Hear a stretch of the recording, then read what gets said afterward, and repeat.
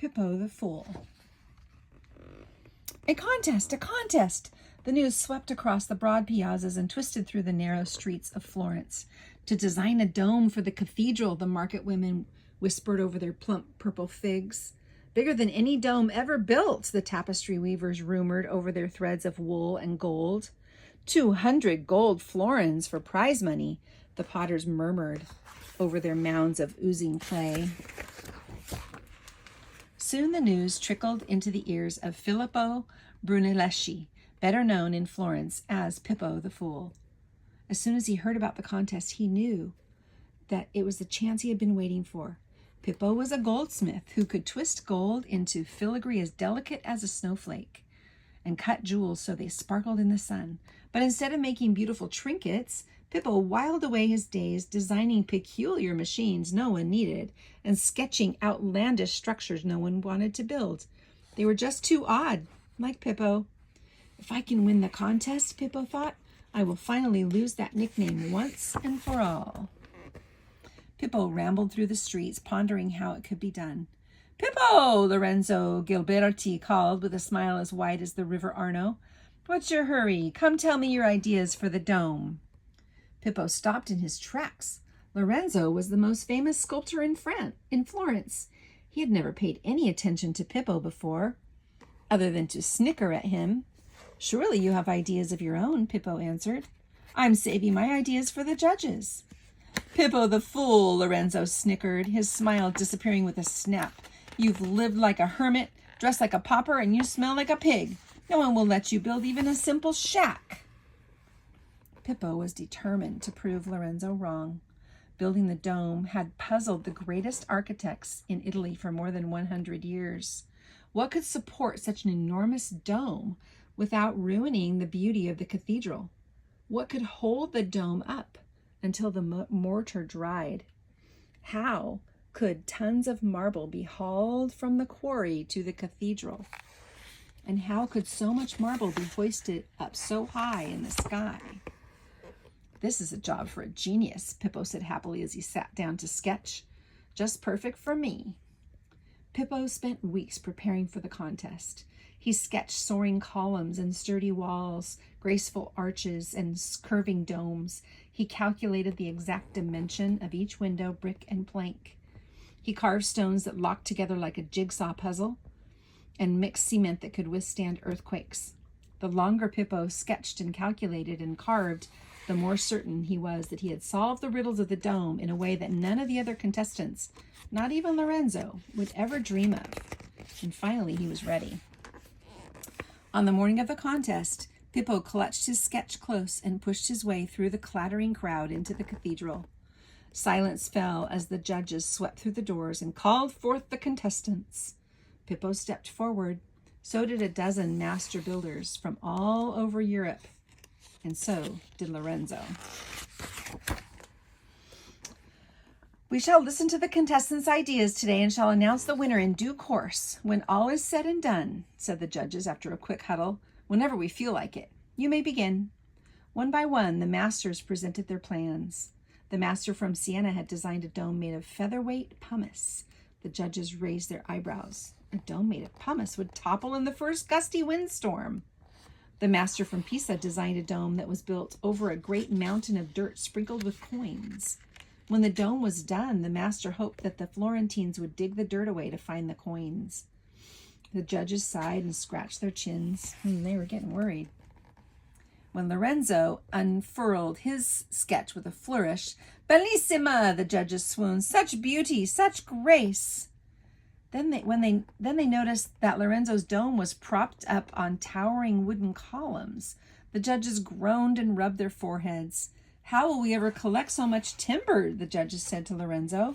"We will need to chop down all the forests in Italy." "You are far too important," Lorenzo said as he flashed the judges his charming smile, "to trouble yourself with such small details." Said the judges uncertainly. "Well, it is true that we are extremely important." Finally, the judges turned to Pippo's plans. They could not believe their eyes. Surely this was the craziest idea ever. Pippo's dome seemed to float over the cathedral like a great balloon. It had no columns, no earth, no scaffolding to support it. How do you plan to build such a dome? The judges asked. What will hold it up? Pippo would not tell. He was worried that Lorenzo would steal his idea. Pippo is pazzo, Lorenzo said with a laugh. Why should such a great artist such as I need to steal his crazy ideas? The judges agreed. They carried Pippo out of the cathedral like a platter of pasta and dropped him in a heap in the center of the piazza. If the judges need proof, Pippo thought as he headed back to his workshop, I'll give them proof, and then they will call me Pippo the Genius. The judges spent weeks mulling over the designs of the other contestants. Meanwhile, Pippo gathered cartloads of mortar and thousands of bricks. Then he began building a model of his dome. As Pippo worked, he felt a strange little bubble percolating on his chest. Perhaps it's exhaustion, he thought, or a severe case of indigestion. But as Pippo's model grew, the bubble did too, until it seemed to fill his heart and his mind and his soul. As he looked at his finished model, Pippo finally realized the bubble was joy. His dome was more beautiful than any building he had ever imagined. Pippo was sure he had created a masterpiece that no one would laugh at. By now, the judges were so discouraged with the other silly schemes, they were ready to consider the idea of the fool. The judges walked inside Pippo's model. Pippo had designed 2 domes, one tucked inside the other. The inner dome was built in rings, stacked one on top of the other. The outer dome was supported by 24 ribs and was cinched by sandstone and wooden chains hidden in its walls to keep it from collapsing. No one had ever seen anything like it. Pippo had thought of every detail. He spaced 72 tiny holes in the walls to keep it from collapsing. In his dome so the wind could whistle through and not blow it down. He built a stairway between the inner and outer domes so workers could easily repair them. He attached hooks for scaffolding so murals could be painted inside. He made marble gutters to whisk rainwater off the dome. Pippo even had his friend Donatello decorate it with fancy gilded carvings. The judges noticed and muttered. They pointed and measured. They nodded some more. They did not let out one snicker. The judges hustled back to the cathedral to confer and nod and mutter some more. Finally, they announced their verdict. Pippo Brunelleschi, we shall build your dome. Pippo interrupted with a great roar of joy. With the help of Lorenzo. Pippo felt his bubble of joy explode with a thunderous pop. Work with Lorenzo. Lorenzo, who did nothing but spout insults. It was unthinkable. Pippo stormed and shouted and stomped.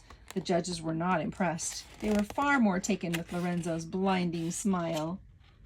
You will work with Lorenzo, the judges declared, or not at all. They left Pippo to stew.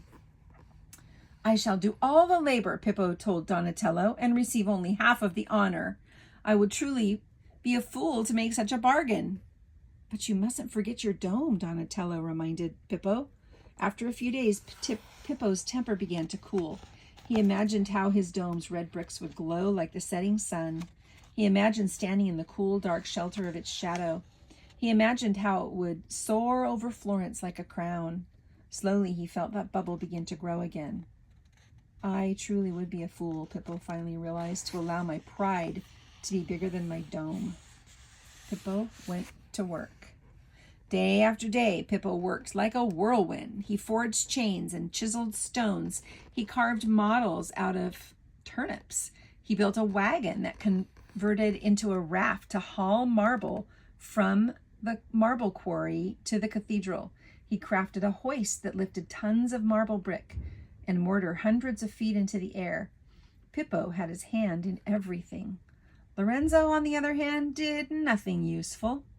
He sipped cappuccino, he gossiped with the market women, and of course he snickered about Pippo the Fool. Pippo paid no attention. He now was so happy watching his dome rise over the cathedral to worry about Lorenzo or the market woman or his nickname. Then one day Pippo felt a bubble in his chest that was not joy. It was exhaustion.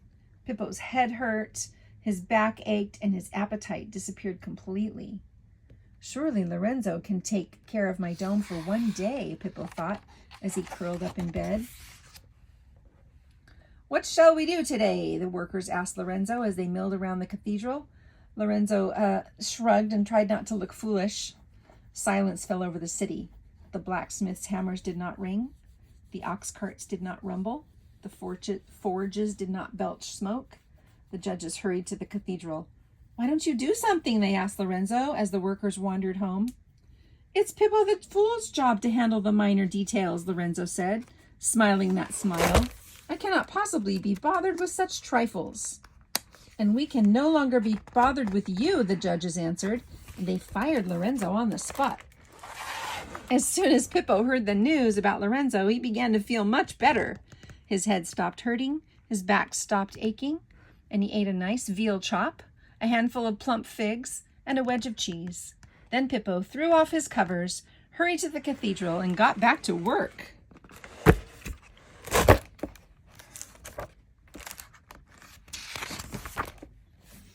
Summer after summer, he sweated under the molten sun, working to the rhythmic click of the cicadas. Winter after winter, he shivered in the gray sky, working to the shrill chatter of the starlings. Finally, 16 years after it had begun, Pippo tapped the last brick in place. Trumpeters and pipes blew a fanfare. The bells of the city pealed in joy, and Pippo was given a seat of honor in the center of the piazza. Bravo! The judges cheered. Your dome will bring Florence joy. Bravo! The tapestry weavers cheered. Your dome is the most magnificent in all the world. Bravo! The market women cheered. Pippo the genius. Finalmente, Pippo thought happily. A nickname perfect for me. Another true story. Filippo Brunelleschi was born in 1377. There's his dome.